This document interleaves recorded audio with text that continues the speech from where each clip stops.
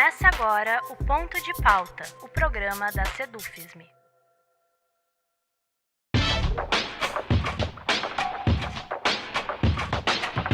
A construção de uma carreira forte, justa e digna é tema permanente na luta do movimento docente.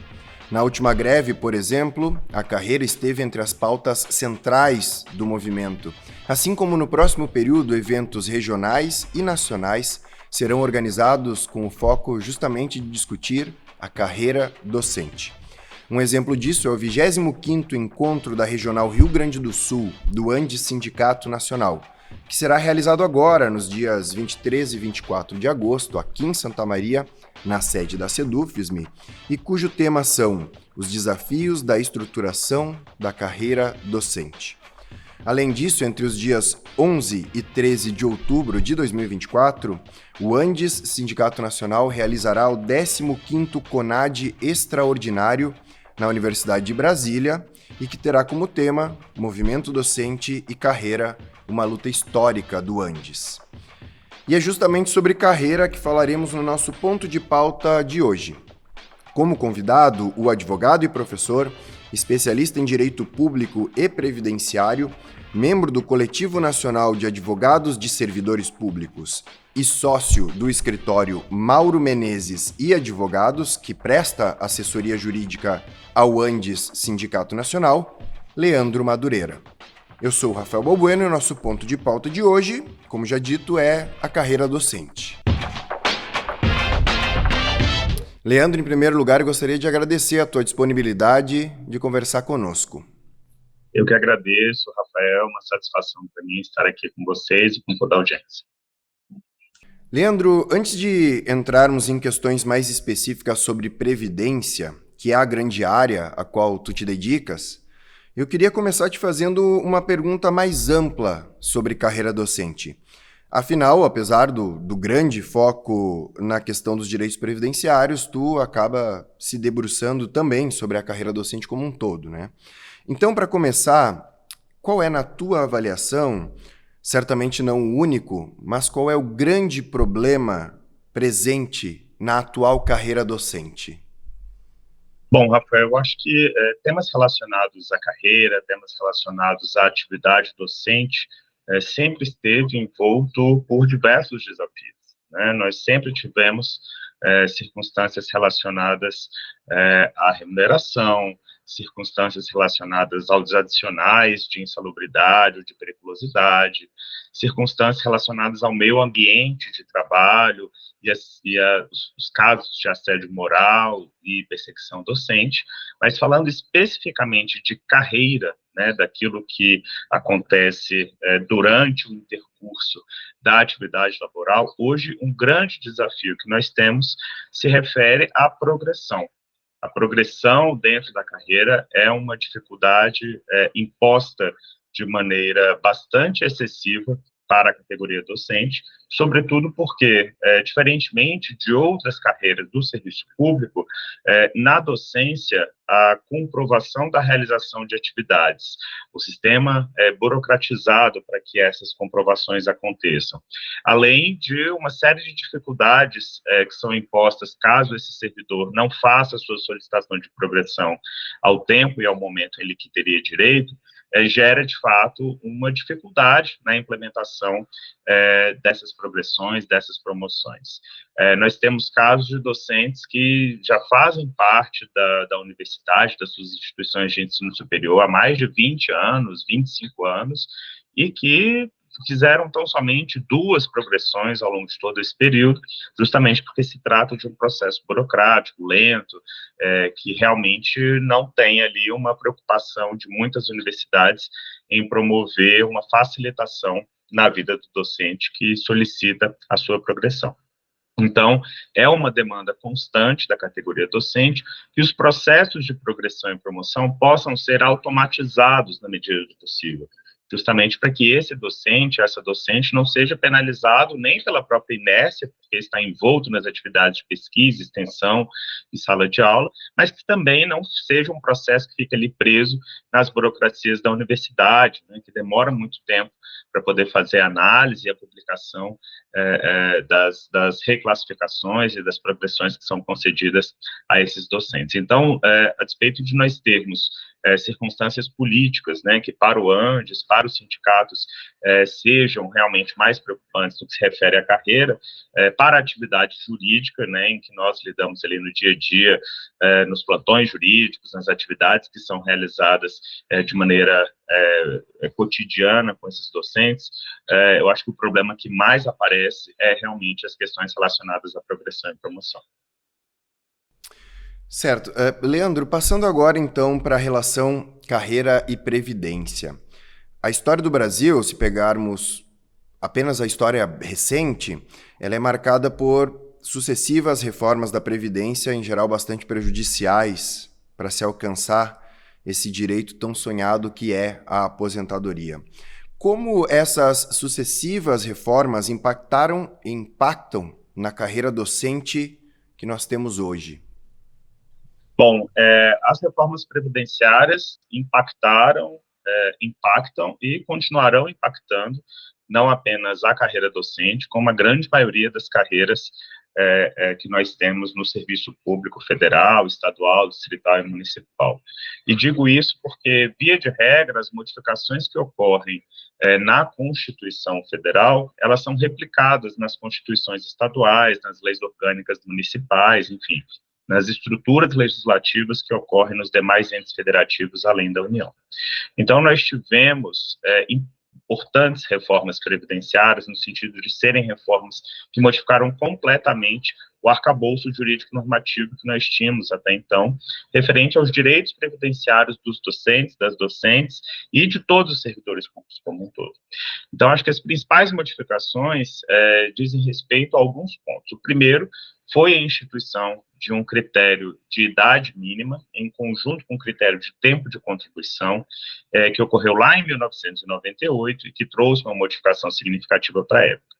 Uma outra modificação também significativa diz respeito à eliminação dos critérios de paridade e de integralidade para cálculo de benefício, a partir de 2003, né, com a emenda constitucional 41, que também trouxe uma significativa alteração de como esses docentes se comportam no sentido de permanecer ou não em atividade, de ingressar ou não no serviço público, porque realmente o direito à integralidade, o direito à paridade, o direito de poder se aposentar com base na sua última remuneração foi realmente muito modificado a partir de 2003. Uma outra alteração que também é muito significativa e que também traz um impacto preocupante quando a gente fala da carreira docente, da carreira no Serviço Público Federal, diz respeito à instituição do regime de previdência complementar. Esse regime de previdência complementar ele foi previsto na Constituição em 1900 ele foi modificado na Constituição em 1998 como uma possibilidade de ser instituído dentro do Serviço Público Federal. Então, esse direito ele só foi implementado, de fato, em 2012, a despeito de estar previsto no texto da Constituição em 1998.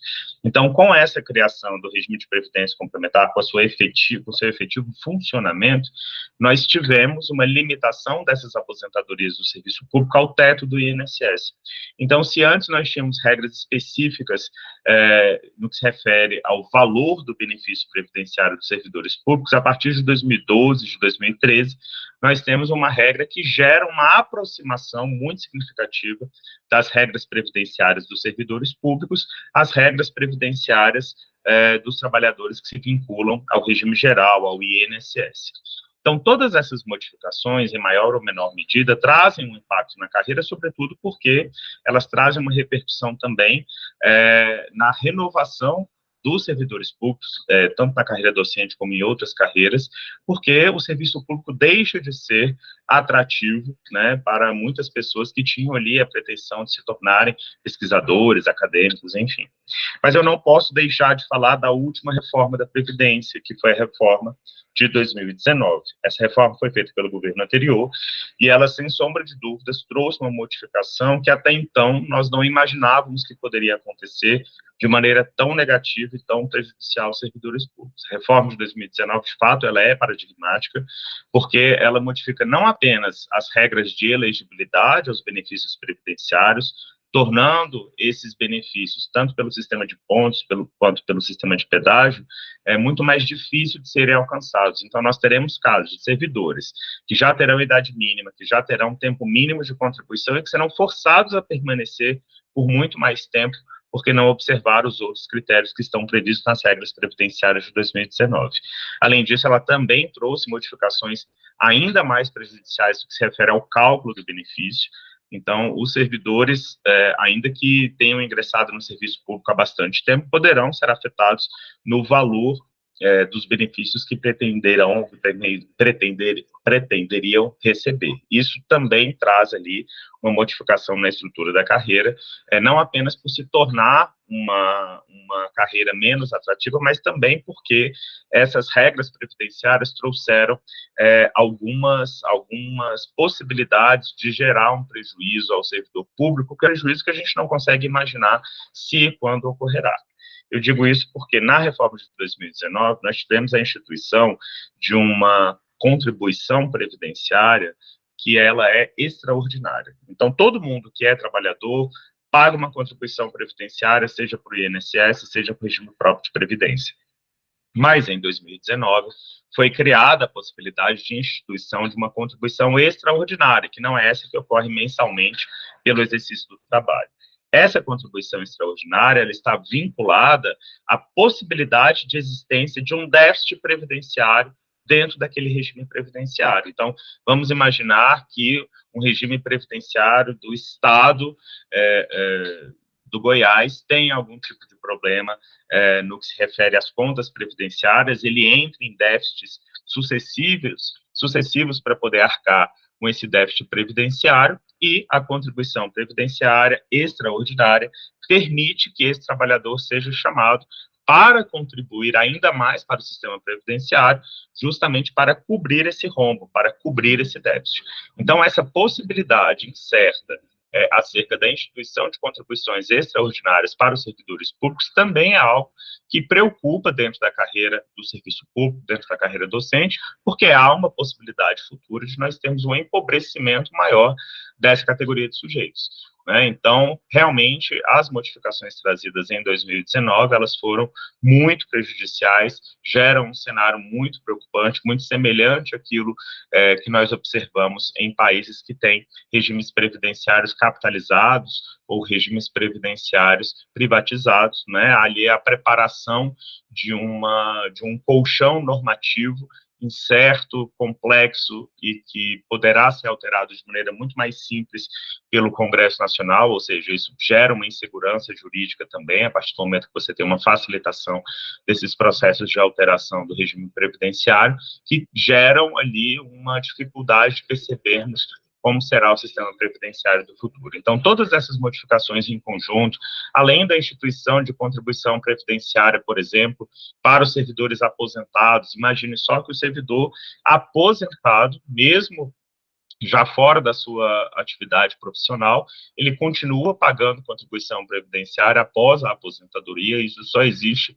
no serviço público, e é um tema que também é preocupante quando a gente pensa na carreira docente, porque todas essas modificações geram, de fato, uma dificuldade de manutenção dessas pessoas, não apenas na carreira em atividade, como também na ideia que faziam do exercício da sua atividade profissional após a aposentadoria. Certo. Leandro, um dos pontos muito criticados na atual carreira é que eu acho que tu acabou tocando um pouco nisso quando falou da progressão na resposta à minha primeira pergunta, mas um dos pontos muito criticados trata do fato de termos um processo bastante longo, no qual o acesso ao topo da carreira, em muitos casos, se dará muito tarde. Qual a tua avaliação sobre esse tópico da demora para se acessar o topo da carreira e da relação disso com a própria aposentadoria? Essa questão, Rafael, ela realmente é uma questão que gera uma incerteza dentro da carreira docente. Por quê? Porque, via de regra, os docentes, né, a carreira docente, ela é acessada em um momento de vida desse trabalhador que é um pouco mais tarde.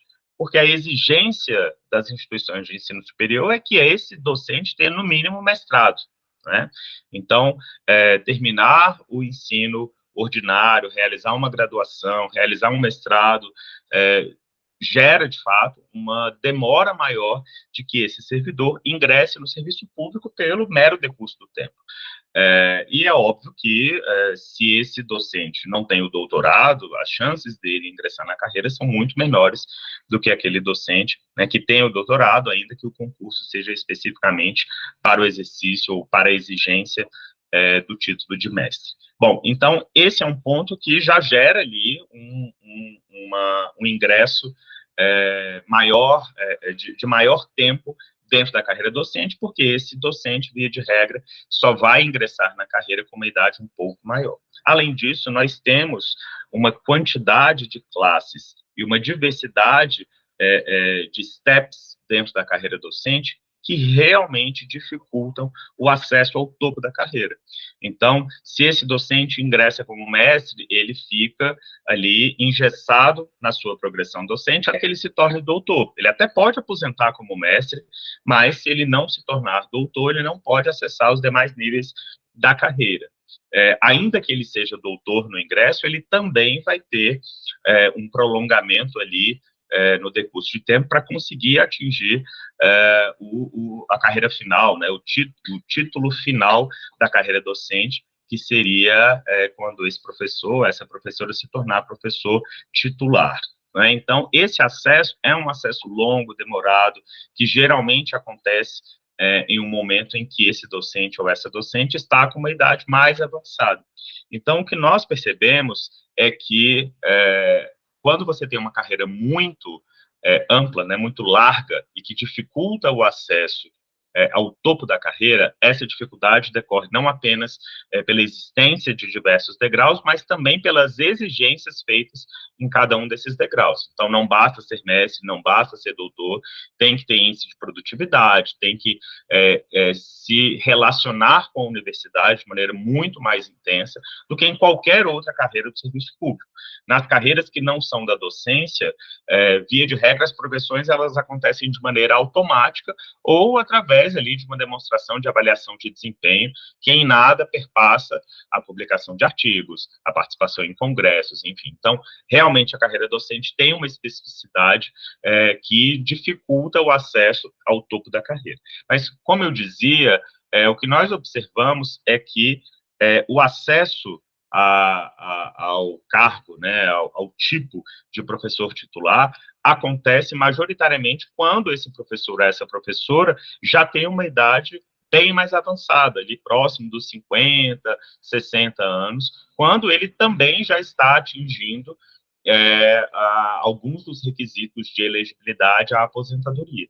Então, é bastante comum que esse docente ou essa docente atinja, né, a finalização da sua progressão funcional, se torne professor titular e que, em logo seguida, se aposente. Né? E qual que é o problema que nós temos com um professor titular que se aposenta de maneira precoce? Bom, primeiro nós temos um indicativo ali de que a carreira docente é uma carreira que adoece, né, que não se preocupa com a saúde desse trabalhador e que faz com que, a partir do momento em que ele reúne os requisitos para poder se aposentar, ele queira se aposentar de maneira quase imediata. E outro ponto que nos aflige é que, quando nós temos um professor que é titular, a gente pressupõe que essa pessoa já alcançou um nível, né, de conhecimento, de transmissão de conhecimento, de pesquisa, de trabalho em extensão em sala de aula, que é excepcional. Então, se essa pessoa se aposenta mais precocemente, ou seja, se ela se aposenta de maneira quase imediata após o atingimento do topo da carreira, quem perde é a sociedade, né? Porque aquele docente ou aquela docente vão deixar de exercer a atividade profissional ou vão exercê-la de uma maneira precária para que ela consiga usufruir da renda decorrente da aposentadoria. E aí, se pudéssemos aproveitar, né, esse naquela área, seria muito mais interessante para a sociedade, para a ciência, enfim. Seria muito importante que nós tivéssemos a possibilidade de que o docente, né, o servidor público como um todo, pudesse alcançar o topo da carreira e pudesse ter incentivos para que esse topo da carreira fosse alcançado sem maiores burocracias. Mas, de fato, na carreira docente, a gente tem uma dificuldade muito grande na implementação de regras que sejam mais suaves ou que permitam, pelo menos, alguma automatização dentro dessa perspectiva de progressão na carreira. Perfeito, Leandro. Uma das críticas históricas ao modelo de carreira que temos trata do que se chama muitas vezes, né, de penduricalhos. E a contrapartida a isso seria a reivindicação também histórica por uma única linha no contra-cheque. Isso vai ter um impacto direto e bastante crítico na aposentadoria, certo? Sim, com certeza. Quando nós temos uma remuneração que é composta de diversas linhas, né, como você mencionou, ou seja, a remuneração total, ela corresponde ao somatório, hoje, do salário base, da RT e de eventuais outros exercícios ou porque aquela universidade tem uma especificidade, como aqui na UNB nós temos a URP, ou porque esse docente exerce uma atividade vinculada a uma circunstância especial, como uma insalubridade ou uma periculosidade, ou decorrente do exercício de um cargo ou de uma função. Então, a gente tem ali realmente uma série de acessórios na estrutura dessa remuneração que muitas vezes confunde o docente no que se refere ao valor da aposentadoria. Tanto para aqueles docentes que fazem jus à integralidade ou à paridade, como aqueles docentes que vão se aposentar pela média das suas remunerações, é importante saber que esses penduricalhos, eles não se incorporam à aposentadoria, né? Então, a aposentadoria, para quem tem paridade e integralidade, ela vai se basear exclusivamente na média que esse docente atingiu no topo da carreira, ou no momento em que ele fosse aposentar, mesmo que não esteja no topo da carreira, decorrente do seu salário base e da sua RT, da sua retribuição por titulação. Então, aquelas outras parcelas que compunham a remuneração desse trabalhador não são incorporadas para efeitos de aposentadoria. E para os docentes que não têm direito à paridade e integralidade, esses valores desses penduricalhos só vão compor os proventos de aposentadoria se houver a efetiva contribuição desse trabalhador sobre essas parcelas, o que só ocorre a partir do momento em que esse docente solicita que incida a contribuição previdenciária. Então, se o docente nunca solicitou incidente de contribuição previdenciária, por exemplo, sobre o exercício de um cargo de coordenação de curso, esse valor que ele recebeu durante o período em que ele exerceu a atividade de coordenação não é utilizado para efeitos de cálculo da aposentadoria. Então, realmente ter uma estrutura remuneratória com diversas parcelas, com um ranço histórico da legislação que trouxe uma série de modificações sobre essas parcelas também, sobre direitos que eram previstos e que deixaram de existir, de fato, gera ali uma dificuldade de compreensão de qual vai ser o valor da aposentadoria a partir do momento em que esse docente se aposentar. Então, se nós tivéssemos também uma reestruturação nesse sentido, seria um facilitador, né, para que o docente pudesse compreender as regras e o cálculo da sua aposentadoria. Perfeito. Leandro, me encaminhando para o fim, o acordo assinado com o governo que deu fim à última greve, ele previu o acordo, a aglutinação das classes iniciais A, 1 e 2 e B, 1 e 2, em uma única classe a partir de janeiro de 2025. Qual a tua avaliação sobre essa aglutinação e qual o impacto disso para fins de aposentadoria, por exemplo? Eu não consigo perceber um impacto imediato, né, para fins de aposentadoria, porque são as carreiras iniciais, né? Então, a gente vai ter esse impacto de maneira mais significativa se as alterações passarem a ser nos estágios finais ou se, como aconteceu ali em 2012, em 2016, nós tivermos uma inclusão de classe, né, uma inclusão de um novo step que dificulte o acesso ao topo da carreira. Então, isso realmente pode gerar um impacto negativo nos direitos de aposentadoria, tá? O acordo, ele trouxe alguns ganhos, né, para a categoria docente, e realmente os professores aposentados e as professoras aposentadas não tiveram a totalidade desses ganhos, né? Sobretudo quando nós olhamos para as parcelas decorrentes do exercício da atividade, então, as parcelas de auxílio alimentação, as parcelas de adicionais de insalubridade, enfim, esses valores, eles não são pagos, obviamente, ao trabalhador que está aposentado, porque elas decorrem do exercício da atividade profissional. Então, o trabalhador que está aposentado, ele só vai fazer jus ao valor da sua aposentadoria, que é decorrente daquela perspectiva laboral que ele tinha enquanto estava em atividade. Então, a partir do momento que nós temos uma alteração dos valores de auxílio alimentação, por exemplo, esses valores não são repassados aos aposentados e às aposentadas. Então, o acordo, ainda que ele tenha trazido uma série de avanços e algumas perspectivas futuras que são importantes, é importante que a gente também faça uma análise crítica desse acordo, porque os professores aposentados e aposentadas não foram levados em consideração quando a propositura do acordo pelo governo federal. Perfeito, Leandro. Para encerrar, o acordo assinado com o governo também aponta para a criação de um grupo de trabalho para discutir uma nova carreira docente. Na tua avaliação, o que deve estar como a urgência nas discussões do grupo de trabalho? Essa pergunta, Rafael, é uma pergunta com cunho essencialmente político, né? É uma demanda da categoria, é uma demanda da base. Eu acho que o principal ponto, né, que o governo deve considerar é justamente as aflições decorrentes daquilo que a base acredita como uma melhor estruturação, reestruturação da carreira. A carreira docente, ela tem diferenças no que se refere ao ensino superior e ao ensino básico, técnico e tecnológico. Então, as demandas, elas também são diferentes, né? Por exemplo, na carreira EPTT, que faz parte da atividade docente, uma das demandas e que foi trazida pelo acordo assinado é a desnecessidade de assinatura de folha de ponto.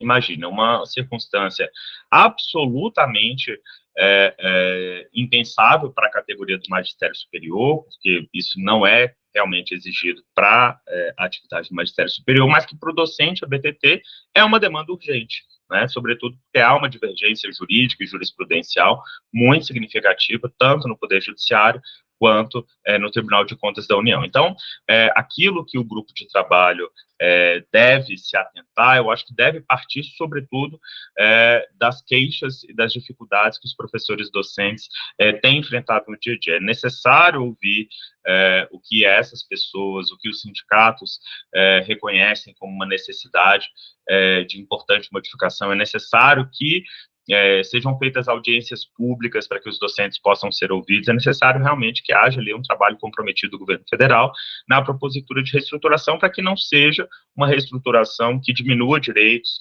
né, que dificulte ainda mais o acesso ao topo da carreira, que crie novas circunstâncias dentro da carreira docente, que inviabilize a atividade de pesquisa, extensão e sala de aula, ou que dificultem, por exemplo, o exercício da autonomia universitária, né, que é um pilar tão significativo para a categoria. Também é importante que nós tenhamos, não apenas dentro dessa perspectiva do grupo de trabalho, mas que nós tenhamos políticas públicas que objetivem uma forma como ocorre o assédio institucional, moral, o assédio sexual dentro das instituições de ensino superior. Nós ainda temos uma quantidade absurda de perseguição docente, tanto que ocorrem dentro da própria universidade, como que ocorrem por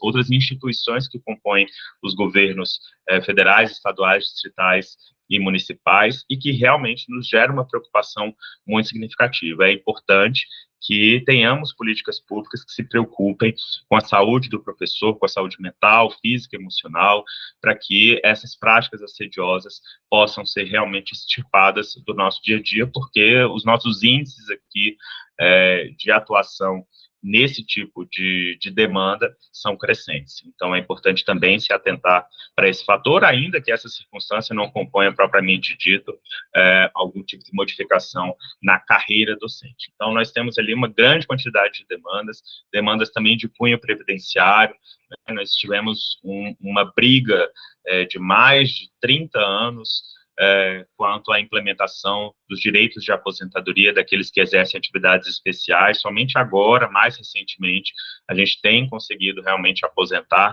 esses docentes que por muito mais tempo exerceram uma atividade que é prejudicial à saúde, à integridade física, sobretudo por uma exposição cotidiana a agentes especiais. Então, as queixas e demandas que nós temos na carreira docente, dentro das universidades, dentro das instituições de ensino superior, elas são muito grandes, isso sem falar das condições, né, de ensino, da importância da pesquisa, né, do fomento à pesquisa, enfim, temos ali uma grande quantidade de circunstâncias que precisam ser melhor atendidas pelos governos federal, estadual, distrital e municipal. Perfeito. Leandro, eu gostaria de agradecer a tua disponibilidade de conversar conosco. Rafael, eu que agradeço pelo convite, um grande abraço a todas, todos e todos. Espero revê-los muito breve. Certo, muito obrigado. Assim, encerramos aqui o nosso ponto de pauta de hoje, que contou com a participação do advogado e professor, especialista em direito público e previdenciário, membro do Coletivo Nacional de Advogados de Servidores Públicos e sócio do escritório Mauro Menezes e Advogados, que presta assessoria jurídica ao Andes Sindicato Nacional, o advogado Leandro Madureira. Essa edição do Ponto de Pauta, como de costume, estará disponível em vídeo e podcast nas nossas redes sociais e no nosso site. O endereço para o nosso site é sedufisme.org.br. Obrigado pela audiência e até a próxima.